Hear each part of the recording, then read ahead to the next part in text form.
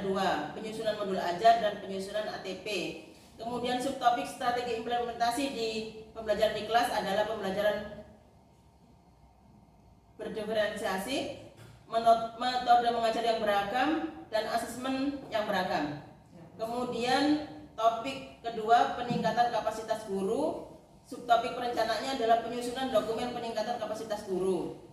Subtopik strategi implementasi yang dipilih adalah forum, diskusi, dan berbagi antar guru. Kemudian pelatihan mandiri melalui PMM dan guru membaca literatur. Selamat pagi dan salam sejahtera untuk kita semua. Alhamdulillahirrabbilalamin.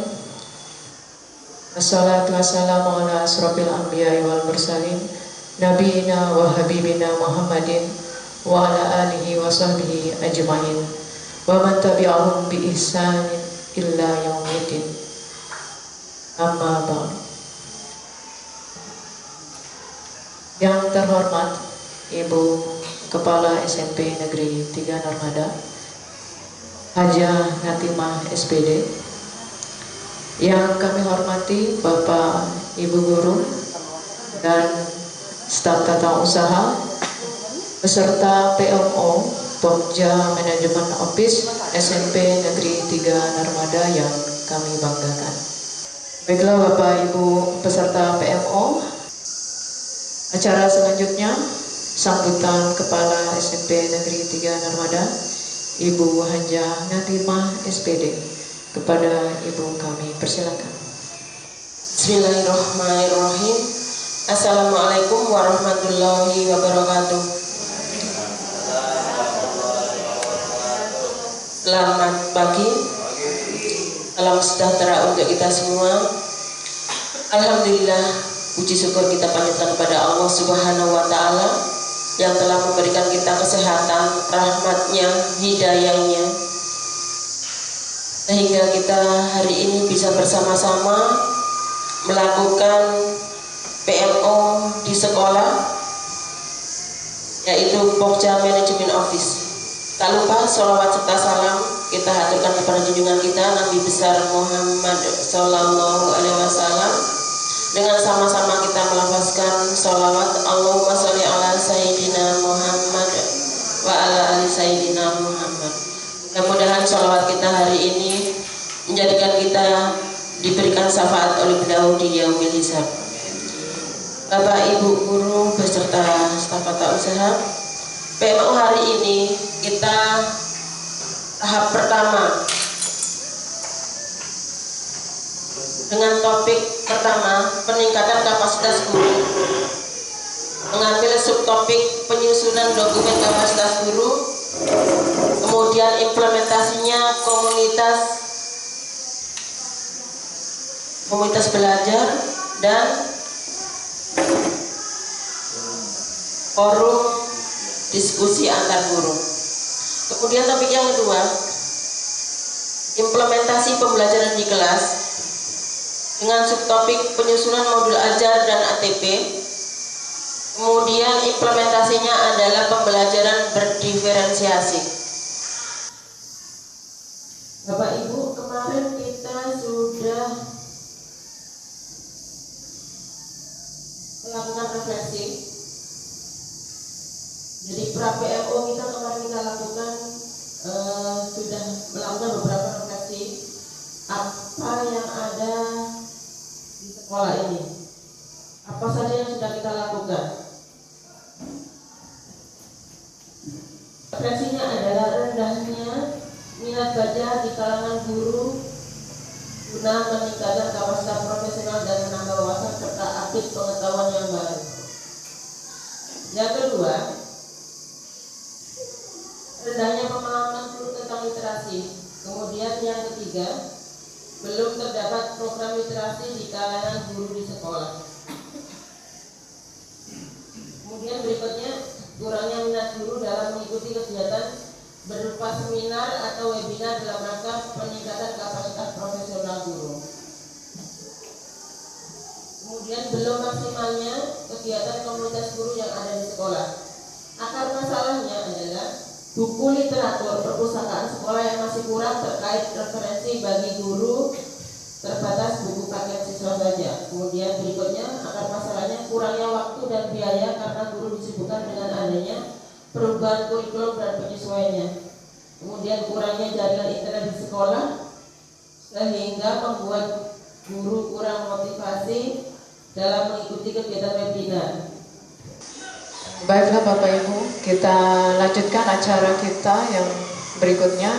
Ini acara inti dari kegiatan kita PMO Pokja Manajemen Office pada hari ini, yaitu Bapak Zakaria SPD yang akan membahas tentang bagaimana peningkatan kapasitas guru sebagai implementasi dari kegiatan kita pada sekolah penggerak, program sekolah penggerak. Pada Pak Zakaria SPD, kami persilakan. Warahmatullahi wabarakatuh. Jadi mohon izin menyampaikan tentang program peningkatan kapasitas guru.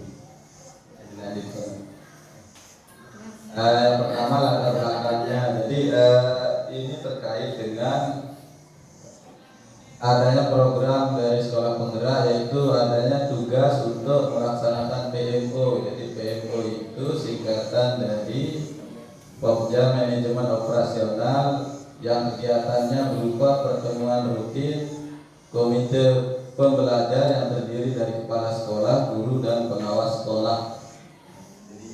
Itu yang teman-teman ada PMO. Nah, jadi pengertiannya itu ya. Jadi pertemuan rutin antara kepala sekolah, guru, dan pengawas sekolah yang disebut komite pembelajar itu. Jadi itu dilaksanakan sesuai dengan petunjuk dari Kemendikbud, karena kita akan masuk ke sekolah penggerak itu.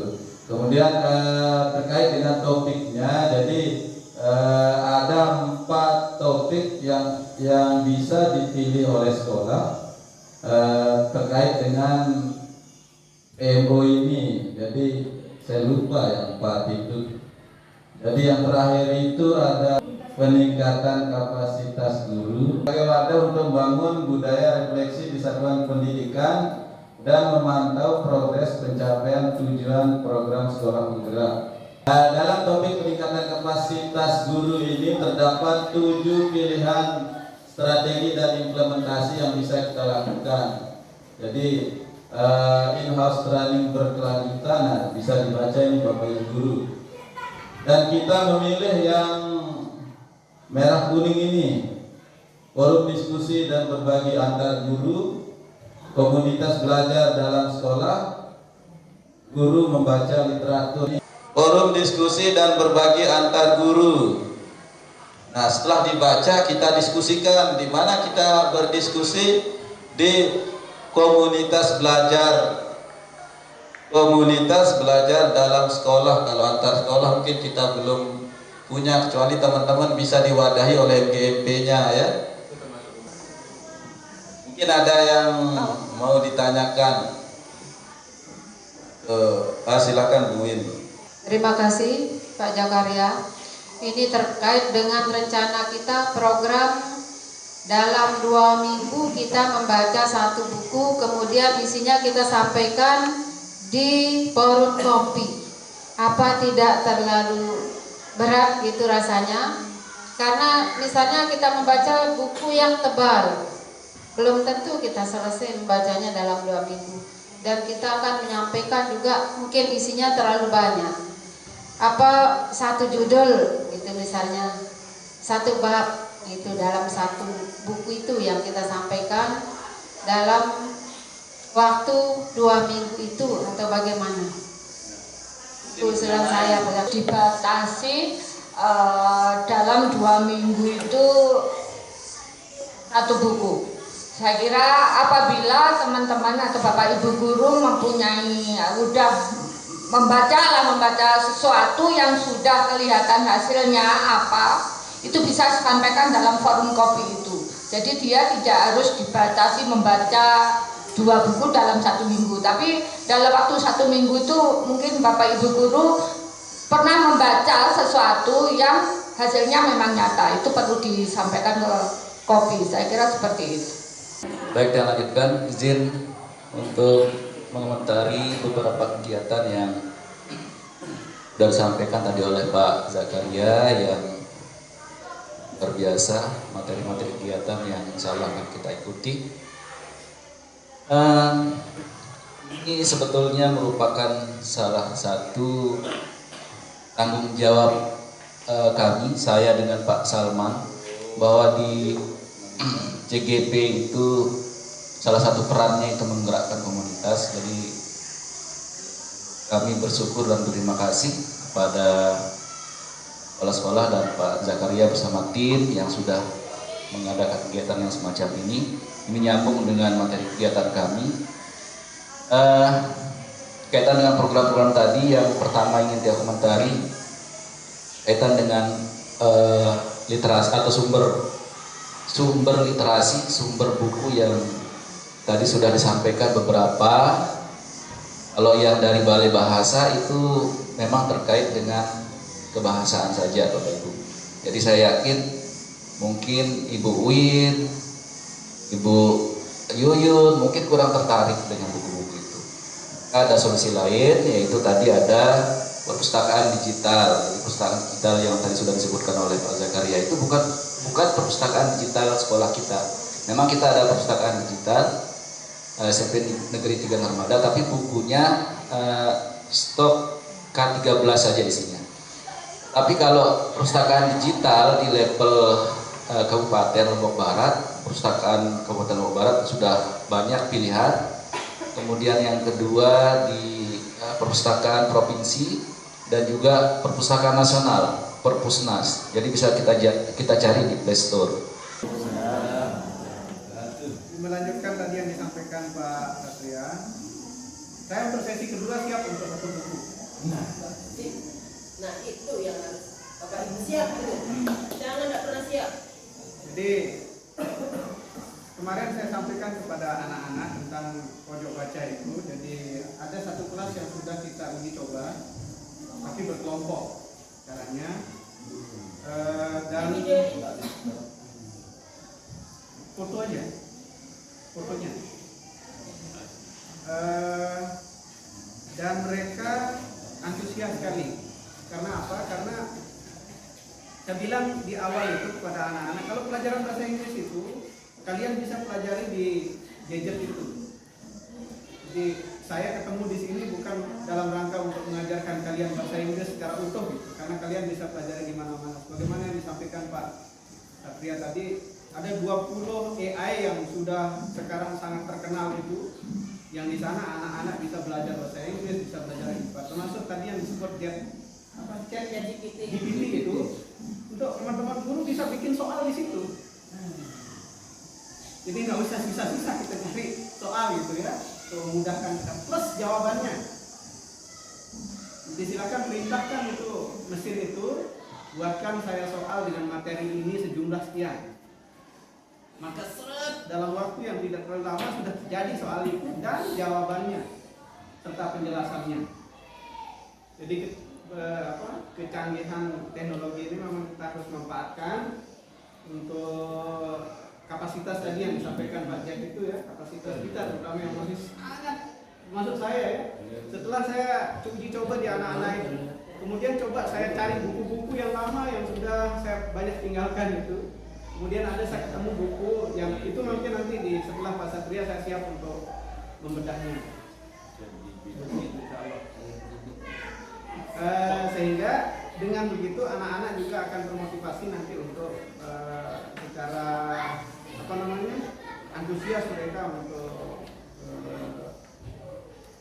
belajar untuk membaca ya, karena minat baca anak-anak ini sekarang saya coba kirimkan di chat grup masing-masing itu ada beberapa paragraf saja, itu kayaknya di skip aja ya. Jadi membaca yang beberapa paragraf saja di skip gitu. Tapi ketika kita tongkrongin mereka membaca seperti kemarin itu, mereka baca. Cuman memang teknik membacanya yang perlu kita jelaskan kepada anak-anak. Teknik yang pertama misalnya, ketika kita membaca itu kan kita selalu men-skip kata pengantar dan pendahuluan. Kita langsung ke intinya kalau membaca. Padahal itu penting sekali kata pengantar itu untuk memberikan gambaran kepada kita apa sebenarnya isi dari bacaan. Ditanya apa yang kamu baca dari halaman sekian sampai halaman sekian, apa yang kamu tangkap? Mereka bingung. Yang dilakukan adalah anak-anak itu ternyata merangkum apa yang dibaca itu gitu. Jadi bukan menangkap ide pokok dari apa yang dibaca, tetapi merangkum itu. Dan hasilnya adalah ketika mereka merangkum, keluar dari ruangan itu mereka lupa apa yang mereka tulis. Dan itu yang terjadi pada anak-anak itu. Sehingga mereka tidak dapat apa-apa ketika membaca. Tetapi ketika kita minta mereka membaca kata pengantar atau pendahuluannya dari buku itu, maka dia akan tahu isinya sehingga dia antusias. Bab 1 menceritakan tentang ini. Nanti ke bab 2-nya sudah ada penjelasannya di kata pengantar atau pendahuluan itu dari penulisnya. Nah, sehingga mereka sedikit demi sedikit akan terbantu untuk memahami tentang teknik membaca. Ya, kan ini yang paling perlu ke anak-anak ini. Tidak hanya sekedar membaca cepat, tetapi apa yang dia dapat dari membaca itu. Sehingga yang bagus itu adalah ketika dia membaca kemudian dia menulis. Apa yang kaedahnya adalah membaca yang bagus-bagus, kemudian menulis yang bagus-bagus dari apa yang dia baca. Dan terakhir adalah menghafal apa yang bagus-bagus dari apa yang ditulis. Jadi ada 3. Yang pertama membaca, kemudian kedua adalah menulis apa yang pernah dibaca, kemudian yang ketiga adalah menghafal apa yang mereka tulis. Itu. Mudah-mudahan ini juga saya sedang melatih kembali membaca itu. Jadi mudah-mudahan ini bisa menambah wawasan kita dari buku-buku yang kita baca. Mungkin ada tambahan yang lain dari teman-teman, mungkin silakan. Assalamualaikum warahmatullahi wabarakatuh. Jadi terima kasih atas. Jadi kebanyakan ini usulan ya, jadi dalam bentuk usulan. Nah, saya sangat bersyukur sekali. Jadi ternyata teman-teman sangat antusias dalam mengikuti. Jadi ke depan ini program ini saya kira tinggal bagaimana kita sepakati saja. Misalnya tawaran Kesatria itu kan dalam bentuk bedah buku, kemudian ada pengulangan materi-materi yang dulu pernah kita pelajari. Nah, sama juga di salah satu strategi implementasinya itu kan memaksimalkan PNM itu. Berikut ini diskusi kita yang kedua berlanjut Bapak Ibu terkait bagaimana penyusunan modul ajar dan bagaimana sih penyusunan ATP yang benar supaya Bapak Ibu termotivasi untuk membuat dan menyusun sendiri, tidak hanya mengambil dari PMM atau akun-akun belajar atau di forum MGMP. Kepada Bu Sri Yulianti, diskusi kita persilakan untuk dimulai materi.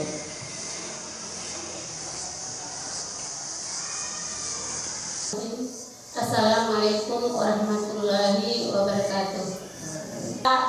Pertama-tama yang langkah untuk alur tujuan pembelajaran itu seperti yang tertera di depan, mata pelajaran IPS fase per kelas. Kenapa di sana kelas 7, 8, dan 9 tidak ada lagi kata kelas 7, tidak ada lagi kata kelas 8, dan tidak ada kata kelas 9. Kalau masih kita menulis kelas 7 karena kita ngajar kelas 7, berarti kita masih keliru. Karena fase ini adalah 1 untuk 3 tahun. Makanya di sana tulisannya adalah fase D kelas 7, 8, dan 9.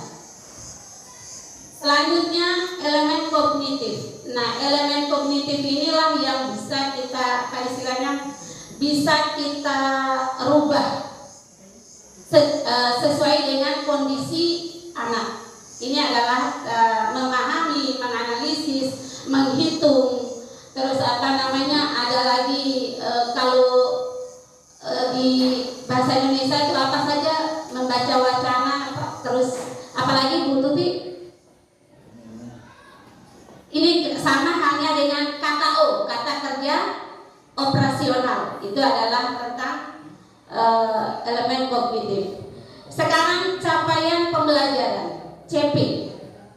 CP ini diambil dari mana? CP ini adalah CP dari Kemendikbud Ristek yang saya bilang dari awal yang tidak bisa kita ubah. Nah, Kemendikbud ini adalah contoh CP yang saya punya.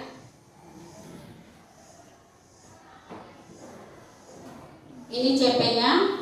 Terus kalau CP ini adalah diambil dari CP KBSKAP nomor 033 tahun 2022.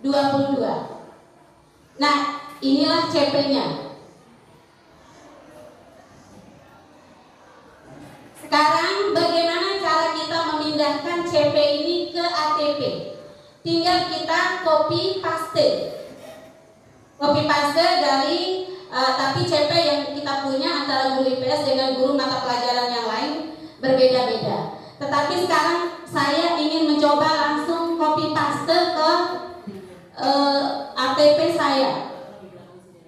Jadi sekali lagi dia katakan bahwa Pak sama dia. Tadi saya lihat ATP itu langsung diambil dari CP, belum ada perubahan apa-apa.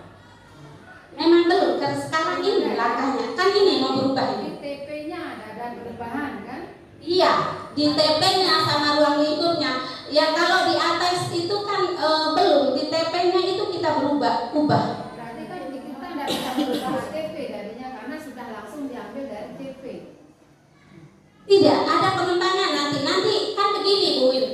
Dari CP yang satu narasi itu kan 3 tahun butuh Bu Win. Masa kita tidak mau memilahkan yang 3 tahun? Bagaimana kita mengetahui mana yang kita ajarkan di kelas 7, mana yang diajarkan di kelas 9 walaupun satu fase? Kan berarti kita guru itu idealnya adalah harus memilah. Itu kan baru satu bungkul Bu Win. Baru satu paragraf untuk 3 tahun. Satu. Jadi kita guru itu harus memilah lagi. Di bawahnya baru Bu Win nanti melihat pemilahan saya. Nanti kalau misalnya di ATP yang kita ambil itu sudah persis pembagiannya kelas 1, 2, 3, berarti kan tidak perlu kita rombak lagi ATP itu maksud saya. Ya, mungkin yang perlu dirombak seperti yang diinginkan oleh Bu Adi itu sesuaikan dengan kondisi sekolah kita. Mungkin itu